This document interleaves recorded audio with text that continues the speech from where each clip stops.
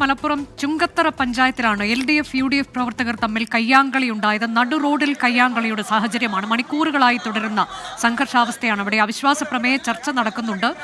UDF ആണ് അവിശ്വാസ പ്രമേയം കൊണ്ടുവന്നത്. അതേ ചൊല്ലിയുള്ള തർക്കം അത് സംഘർഷത്തിൽ കലാശിക്കുകയായിരുന്നു. UDF അംഗങ്ങൾക്ക് നേരെ LDF അംഗങ്ങൾ ചാണകവെള്ളം ഒഴിച്ചിരുന്നു. അതിനുശേഷം വലിയ സംഘർഷത്തിലേക്ക് കാര്യങ്ങൾ പോകുന്നു. പോലീസുമായി ഏറ്റുമുട്ടൽ.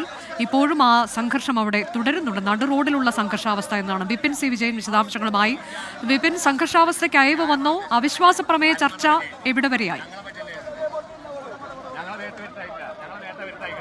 പോലീസ് ഇടപെട്ട് ഇപ്പോൾ ആ ഒരു സംഘർഷാവസ്ഥയ്ക്ക് അല്പം അയവ് വന്നിരിക്കുന്നു. പക്ഷേ ഇപ്പോഴും ആ ഒരു സംഘർഷം ഉണ്ടാകാം ഏത് നിമിഷവും എന്നുള്ള ഒരു നിലയിലേക്കാണ് തന്നെയാണ് കാര്യങ്ങൾ നിൽക്കുന്നത്. നടു റോട്ടിൽ ഇപ്പോഴും അത്തരത്തിലുള്ള ഒരു സാഹചര്യം നിലനിൽക്കുന്നു എന്നുള്ളതാണ് ചുങ്കത്തറയിൽ നിന്ന് റിപ്പോർട്ട് ചെയ്യാനുള്ളത്. ഏറ്റവും പ്രധാനപ്പെട്ട കാര്യം ഇപ്പോൾ LDF പറയുന്നത് പുറത്തുനിന്ന് ആളുകളെ കൊണ്ടുവന്നു. ഈ അവിശ്വാസ പ്രമേയവുമായി ബന്ധപ്പെട്ട് PV അൻവറിന് വിധേയപ്പെട്ട് UDF പ്രവർത്തിക്കുന്നു.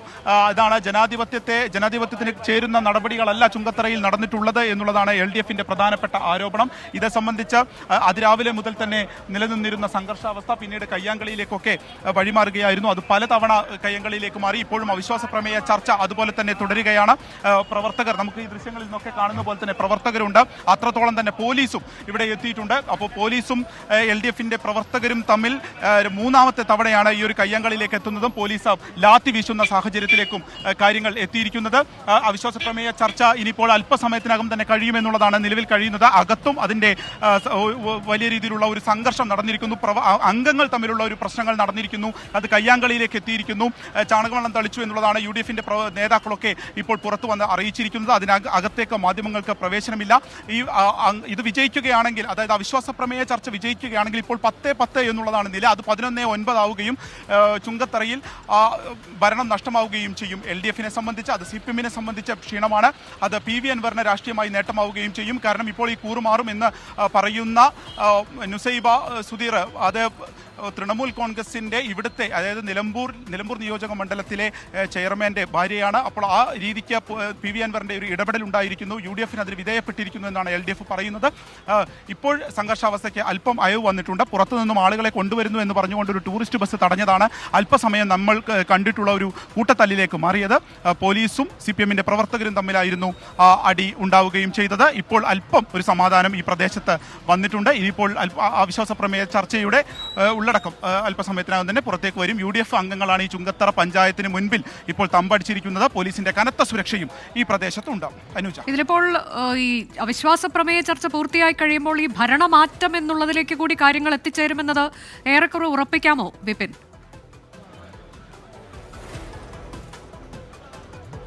അതെ, നിലവിലെ സാഹചര്യത്തിൽ അങ്ങനെ തന്നെ പറയാം. കാരണം 10-10 എന്നുള്ളതായിരുന്നു നില. ഇതിനു മുൻപ് തന്നെ UDFും LDFും സമാന രീതിയിൽ ഒരേ അംഗബലത്തിലേക്ക് വന്ന ഒരു സമയത്ത് UDFനാണ് നറുക്കെടുപ്പിലൂടെ ഇവിടെ ഭരണം ലഭിച്ചത്. അതിനുശേഷം പിന്നീട് LDF ഒരു അവിശ്വാസ പ്രമേയം കൊണ്ടുവരികയും അത് വിജയിക്കുകയുമായിരുന്നു. അത് മുസ്ലിം ലീഗിന്റെ സ്വതന്ത്രയെയാണ് LDFനൊപ്പം നിർത്തിയത്. അതിൽ PV അൻവറിന്റെ ഇടപെടൽ ഉണ്ടായിരുന്നു എന്നുള്ളതാണ് അന്ന് പറഞ്ഞിരുന്നത്. ഒപ്പം തന്നെ അതിന് എടക്കര ഏരിയ കമ്മിറ്റിയുടെ നേതൃത്വത്തിൽ വലിയ ഒരു പിന്തുണയും ഉണ്ടായിരുന്നു. അങ്ങനെയാണ് ഇവിടെ CPMന് LDFന് ഭരണം ലഭിക്കുന്നത്. ഇപ്പോൾ സമാനമായിട്ടുള്ള ഒരു രീതിയിൽ വീണ്ടും ഒരു അവിശ്വാസ പ്രമേയം കൊണ്ടുവരുമ്പോൾ PV അൻവറിന്റെ തന്നെ ഇടപെടൽ അതിൽ ഉണ്ടാകുന്നു. ഒപ്പം തന്നെ ഒരംഗം ഉപാധ്യക്ഷ നുസൈബ, LDFന്റെ ഉപാധ്യക്ഷയായി ഇവിടെ നിൽക്കുന്ന നുസൈബ സുധീർ കൂറുമാറും എന്നുള്ളതാണ് നിലവിൽ കരുതുന്നത്. അങ്ങനെയാണെങ്കിൽ 11-9 ആവും. UDFന് ഭരണം ലഭിക്കുകയും ചെയ്യും.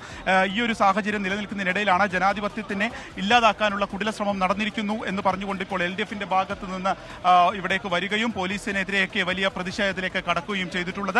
ഇപ്പോൾ ഈ ഒരു ഭാഗത്ത് നിന്ന് ചുങ്കത്തറ ഗ്രാമപഞ്ചായത്തിന്റെ മുന്നിൽ നിന്ന് പ്രവർത്തകരെ മാറ്റുകയും അവരത് ഒരു മുദ്രാവാക്യം വെളിയിലേക്ക് കടക്കുകയും ചെയ്യുന്നുണ്ട്. ഈ നേതാക്കൾ ഉൾപ്പെടെയുള്ളവർ ഈ ചുങ്കത്തറ ഗ്രാമപഞ്ചായത്തിന്റെ തൊട്ട് മുൻപിൽ നിന്ന് പോലീസിന്റെ നിർദ്ദേശപ്രകാരം കുറച്ച് അപ്പുറത്തേക്ക് മാറാനുള്ള നിർദ്ദേശമാണ് നൽകിയിരിക്കുന്നത്. ഇപ്പോൾ ഒരു വശത്ത് LDFന്റെയും CPMന്റെയും പ്രവർത്തകർ ഒരുമിക്കുന്നു, ഇപ്പുറത്തെ സൈഡേക്ക് UDF. ഇതാണ് നിലവിലെ ഒരു സാഹചര്യം. നടുക്ക് പോലീസ് നിൽക്കുന്നു എന്നുള്ളതാണ് നിലവിലെ സാഹചര്യം.